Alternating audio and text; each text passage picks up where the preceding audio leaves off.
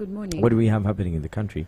President Museveni yesterday commissioned oil, so we are going to be drilling our first oil here in Uganda very soon, courtesy of Sinok. It was commissioned yesterday, and he was telling locals there, plant food. That is the best way that you can benefit in Chikube district. Plant food so that these people who are working in those fields can eat. So you also benefit there. That and much more is coming up today live on our YouTube, Galaxy FM/TV.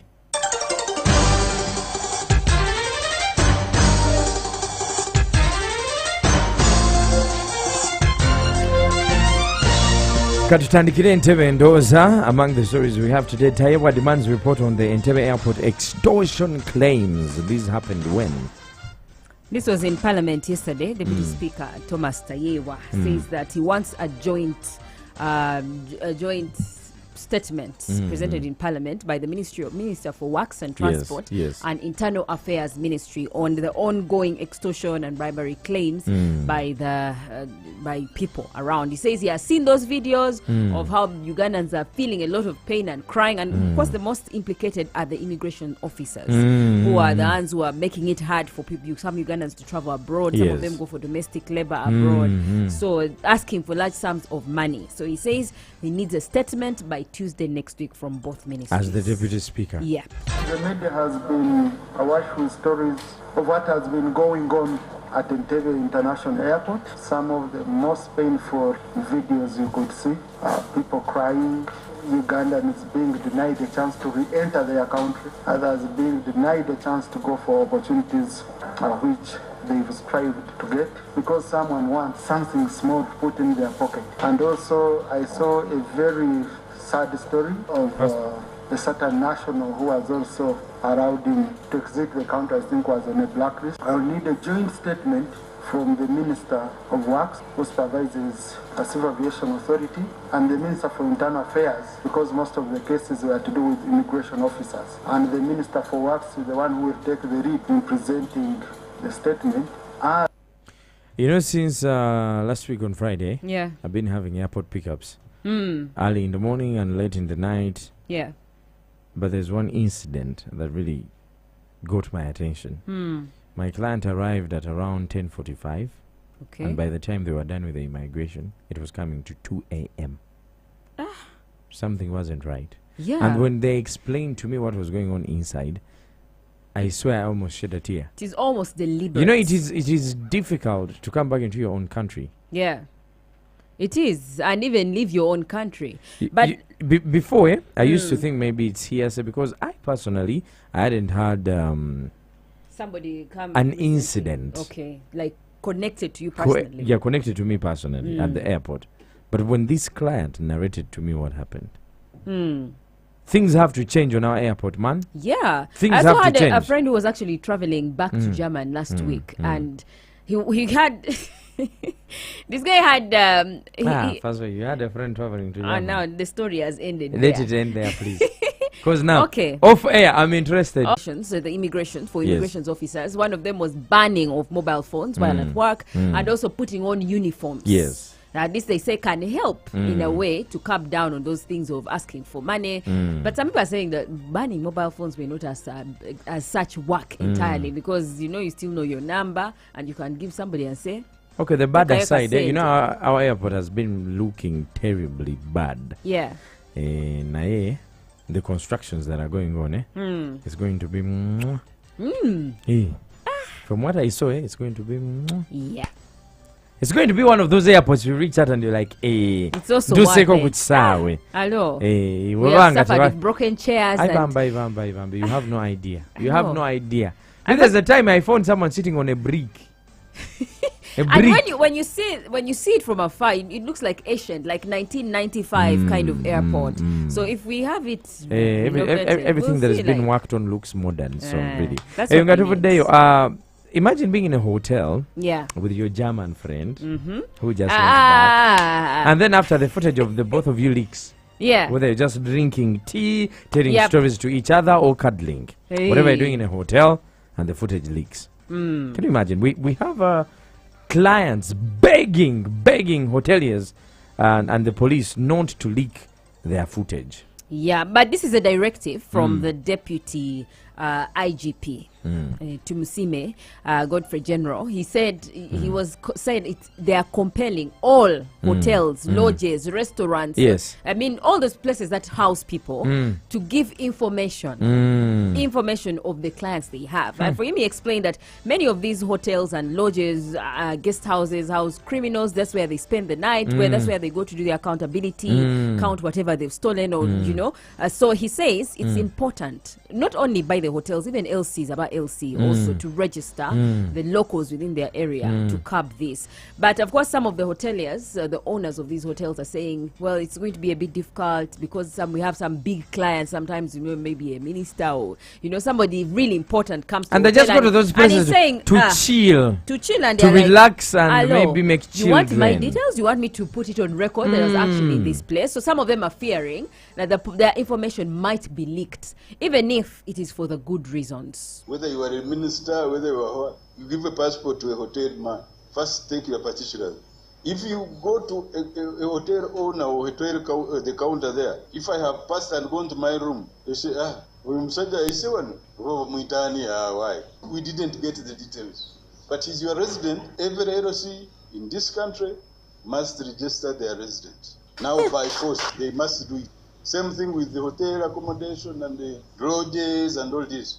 How are we supposed to submit it? Uganda is a signatory of the data protection law, which is international. So the police have to take the data, then they have to safeguard the data as well. Maybe the guest wouldn't welcome it, but if it's a law, then we have no option other than do that. Actually, they informed us. Awo twagala obuuliza gwe omuzinya atuulize essaawa zino okkiriza ekyokubanga poliisi eyagala ebikwatako biweebweyo ku hotel woba ogenda. LC, it's understandable, but hotels, honestly, hotels, we are not feeling private anymore. People take people as people. Yeah, but I think it's for the right reasons. What do you mean, Pamela? And okay. Police, even if you went with your daughter, even if you went with your son, your brother, your father to a hotel, would you honestly want the hotel to keep your records? I wouldn't mind because I don't have anything to hide. If I am going, really, seriously. Unless you have something to hide, that is when you'd be like, me to be put on a record. Why do we go to hotels? Hotels. Hotels. Why do we go to hotels? And hotels is a much more. I don't want to use the word decent. Ultimately, you want to sleep. Yeah. Families can go there. Ultimately, you want to sleep, isn't it? Yes. Name 2 activities you do when you're sleeping. You sleep and sleep. 1, you snore. Hey. 2, when you're sleeping with not someone everyone snores, so it's not obvious. It's among the activities that are done. Then when another activity that is done during sleeping, when you're sleeping in the bed with someone else, there are high chances that there's going to be propagation. So what is wrong with propagation? What is wrong with I leave my information on the counter. And then after when I come... you're just only going to... When I come back after the night was awesome, you see the receptionist looking at the passport. Arnitwe. Ormuka. Yeah, it's a risky thing, but I think it's worth it. If I'm going to a hotel, or a lodge, you don't live in hotels. Just put hotels aside. Do lodges and guest houses. Those are the ones that you find other ways. Because the truth is, Henry, these places, we've had so many sort of crimes happen in guest houses. 1, people are killed there. Sometimes they find criminals who are, plotting their thefts and all that in these guest houses. So it's just for the right reason that these places should be tight marked. Let us know what you think. 0707102102 Galaxy.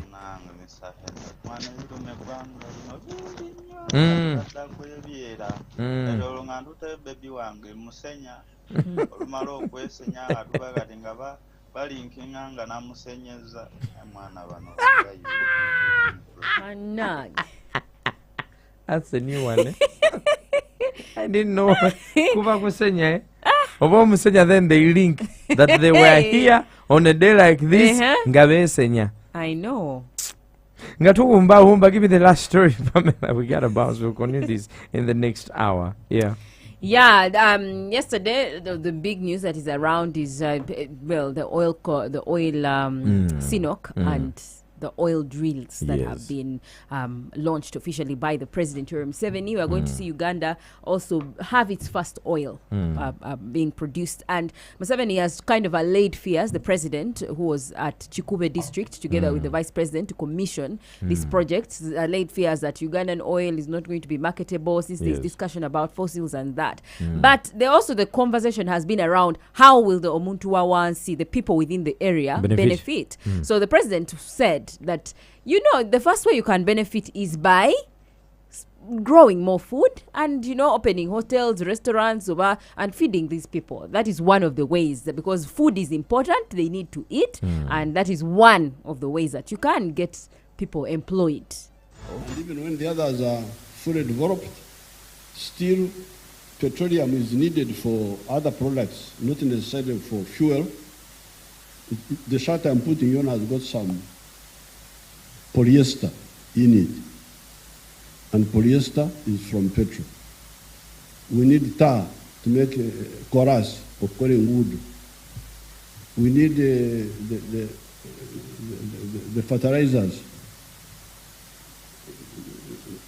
nitrogen from the ammonia. You heard of ammonia. All these are from petroleum. So we can use the petroleum responsibly. The other ones cause problems for the world, for the global warming, because of greed, because they are greedy for money. They don't think about anything else. They are the ones who cause all these problems. For more stories, check out our website, www.galaxyfm.co.uk. Before I let you go, today in the Red Seat, where every Wednesday we do the Red Seat, we're going to be talking about passwords and our partners and relationships, Do you feel like it is important when you're in a relationship with someone to have a password in your phone? Yeah. Why? But a phone is... If you decide to share a life with me, if you decide to share parts that are private on your body with me, and you let them see them... Do we share bras and panties and stuff like that? I mean, like... How are bras and panties related I mean, these are personal things. We share worse. If you let me in to your territory, why would you block communication? Why would you why would you put a password in your phone? It's not necessarily blocking communication, but every person is entitled to their privacy. There are certain things that are mine, like so you can undress for me and let me see the hidden things that are supposed that to is part of what we share together. But then the things on your phone remain private. Yes. What are you? Are you a thief? This is